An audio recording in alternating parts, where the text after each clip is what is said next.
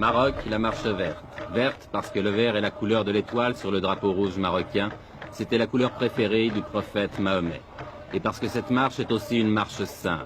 Du moins, c'est ce qu'on leur a dit aux Marocains quand on leur a demandé d'aller récupérer les arpents de sable colonisés par l'Espagne, le Sahara occidental, au cours d'une marche sans précédent dans l'histoire moderne.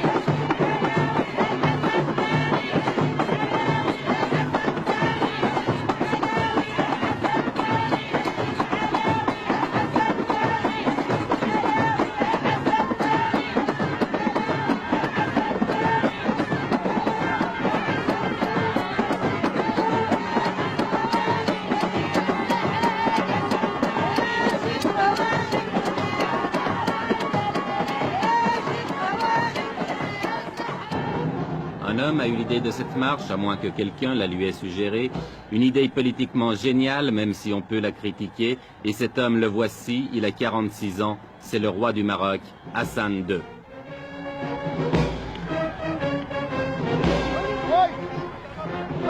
Avec la marche verte, Hassan II espère gagner sur tous les plans, faire oublier les problèmes intérieurs, se réconcilier avec son opposition, même de gauche, et surtout ressouder le peuple marocain dans un immense élan de nationalisme.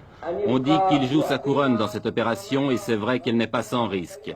La tension dans cette région du Maghreb est montée dangereusement et justement, le secrétaire général des Nations Unies, M. Kurt Waldheim, était venu ce jour-là pour en discuter avec le roi.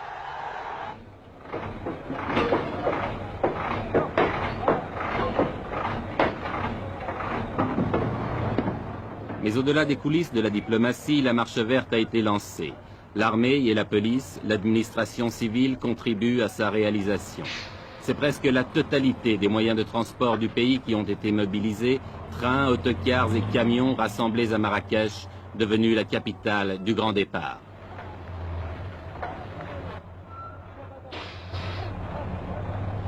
Pourtant, on ne peut s'empêcher de penser que c'est aussi la marche des gueux. La marche des paysans pauvres et illettrés, des chômeurs, des petites gens, de toute cette masse humaine qui obéit docilement à tous les mots d'ordre qui viennent d'en haut.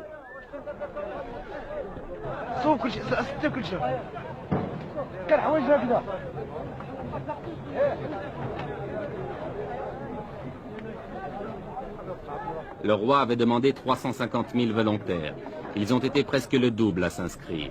Pour beaucoup, c'était l'occasion de faire pour la première fois de leur vie un grand voyage ou de voir la mer, bref, presque des vacances offertes et organisées par Sa Majesté.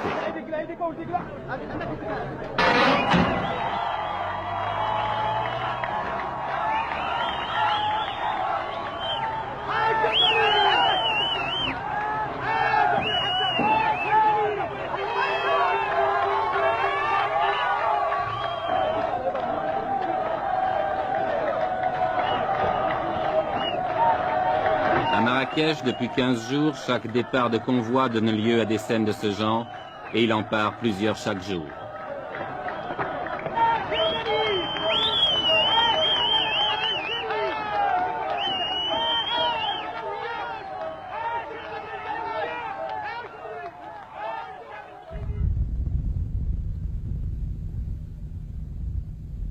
Ils sont partis de toutes les régions du pays, de toutes les provinces. Ceux qui venaient du nord ont parcouru plus de 2000 kilomètres, entassés par paquets de 50 sur chaque camion.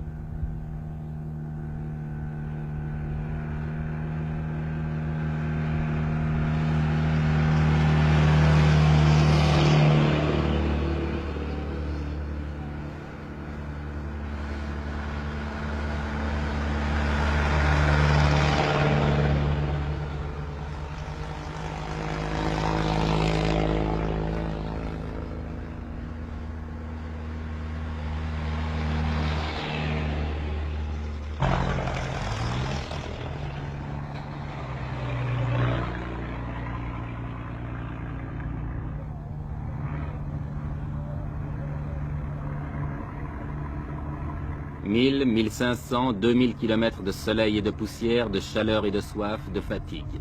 Mais tout a été prévu, sans doute depuis plusieurs mois, malgré le caractère spontané que le Maroc a voulu donner à cette manifestation. Ambulance, ravitaillement, essence, eau.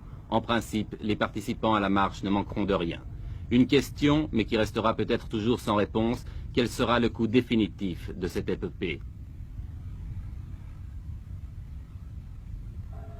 Avant le désert, un camp de transit a été installé à Agadir qui peut accueillir 30 000 personnes.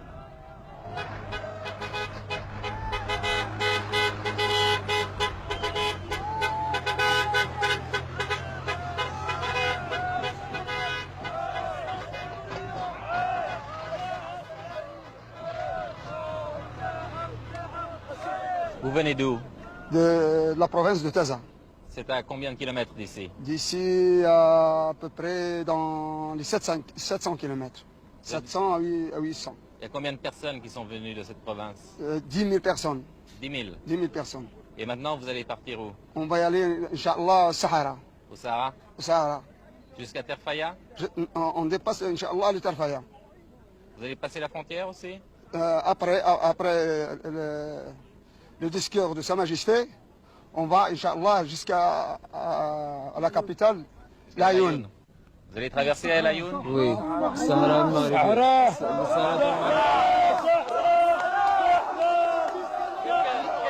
Qu'est-ce que ça signifie?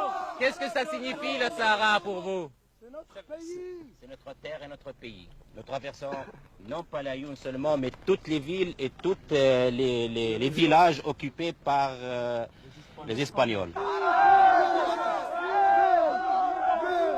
On veut notre terre, on veut toujours notre terre. On veut notre terre jusqu'à la mort. Notre terre, c'est toute notre vie. C'est notre terre, ça y est. Vive le roi Hassan II! Vive le roi Hassan II! Vive le roi Hassan II! Vive le roi Hassan II! Vive le roi! Vive le roi Hassan II! Vive le roi Hassan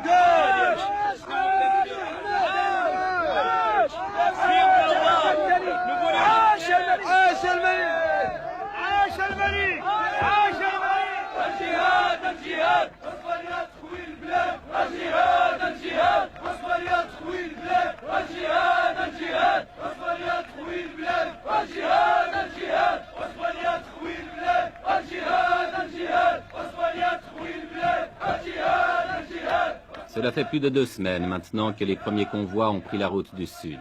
Plus de 2 semaines de délire qui confine au fanatisme. Plus de 2 semaines que le Maroc vit dans la fièvre. Tout cela pour quelques milliers de tonnes de phosphate, vous demanderez-vous? Non, pas seulement. Tout cela aussi, du moins aux yeux du peuple, au nom du roi et de Dieu, si Dieu le veut, Inch'Allah.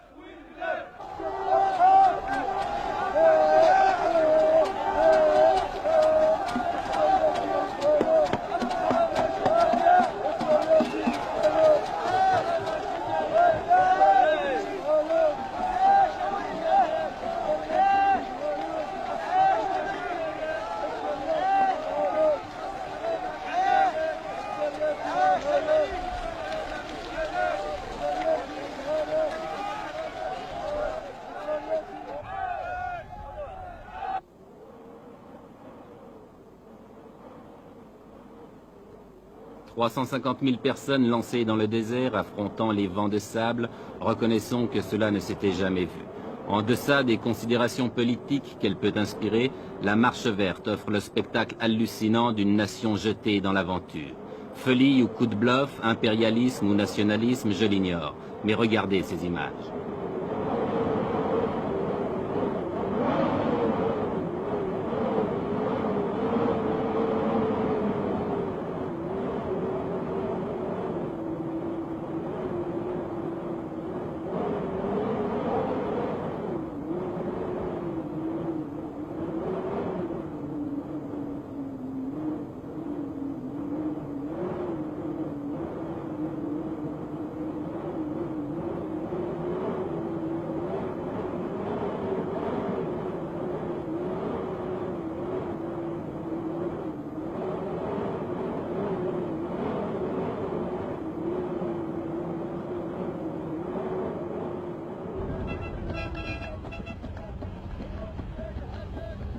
350 000 personnes dans le désert, cela signifie 10 000. Oui, vous avez bien compris, 10 000 camions. En une journée, ce sont 5 convois comme celui-ci que nous avons rencontré sur la route. Par mesure de sécurité et pour éviter un trop grand désordre, tous les arrêts s'effectuent en dehors des localités.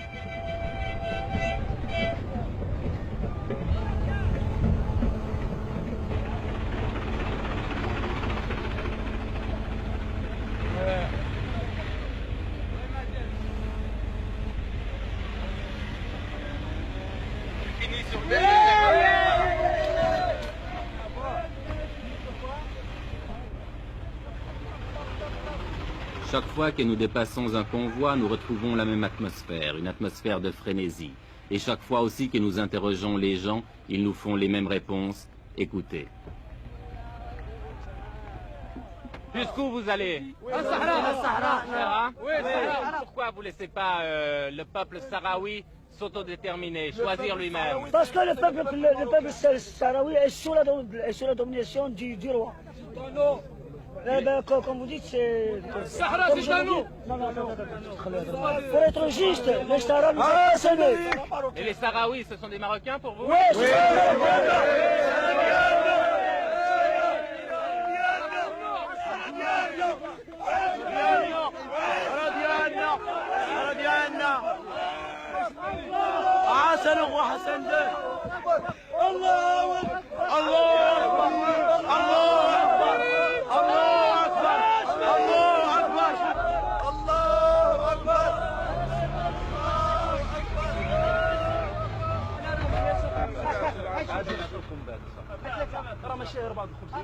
Tout le long du voyage, les vivres sont assurés. On distribue les miches de pain à la lancée, mais en proportion calculée, un pain pour 4 hommes. Le convoi se ravitaille donc, puis reprend la route.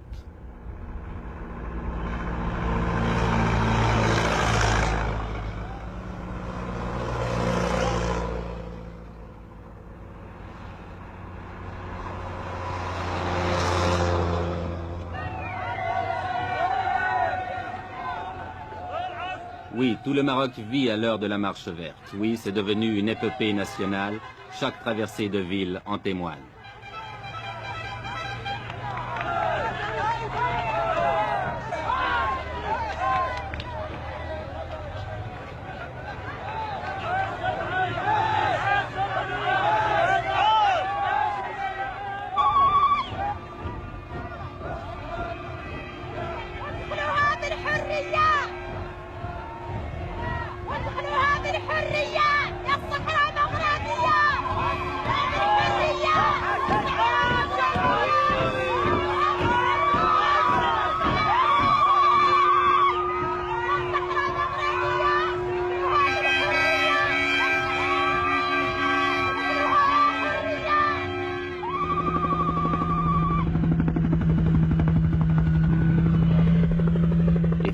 C'est l'arrivée à l'extrême sud du Maroc, à côté d'une petite bourgade perdue dans le désert, où avait atterri autrefois l'avion de Saint-Exupéry, Tarfaya. Tarfaya qui est maintenant devenu un gigantesque camp, dernière étape de la marche verte avant la traversée de la frontière qui délimite le Sahara espagnol.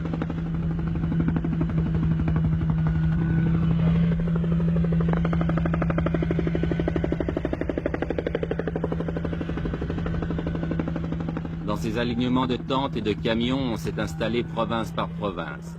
Et l'ambiance de ce campement le fait ressembler à un Woodstock du désert.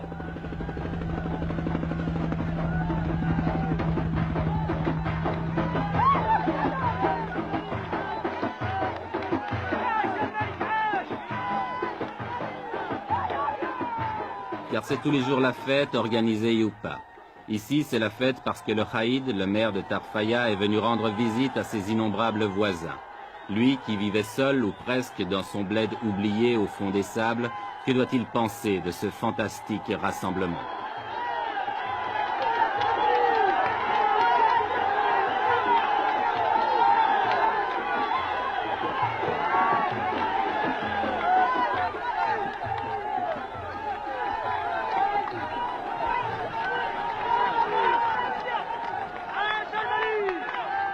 Avec une prodigieuse capacité d'adaptation, la foule s'est installée rapidement. On a nettoyé le sol des cailloux pour en faire des clôtures, on a dressé des tentes de fortune, et il ne reste plus qu'à tuer le temps en attendant l'ordre du roi pour se remettre en marche vers les terres spoliées.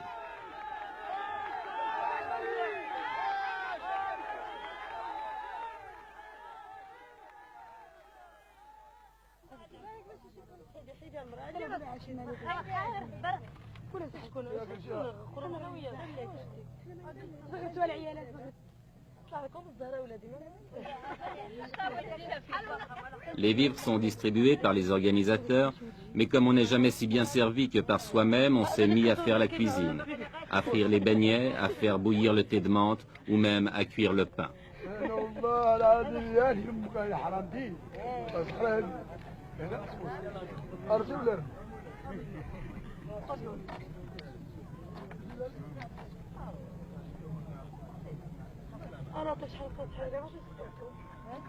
Ici et là, les 1001 petites occupations de la vie quotidienne.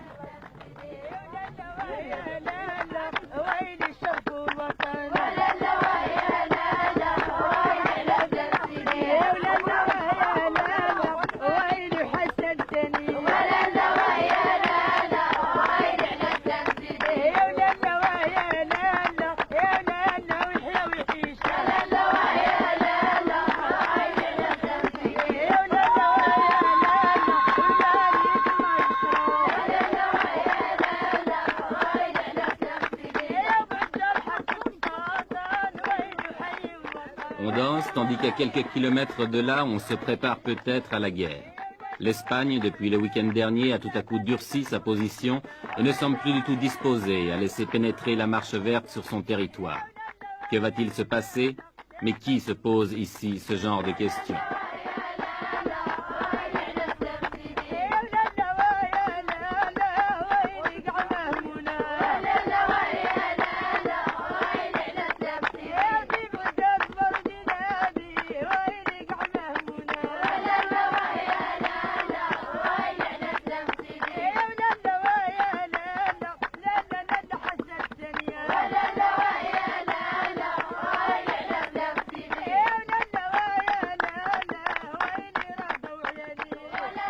La marche verte n'a pas encore franchi la frontière, mais on ne voit pas comment elle pourrait maintenant s'arrêter, car ce qui est sûr, c'est qu'elle a dépassé le point de non-retour.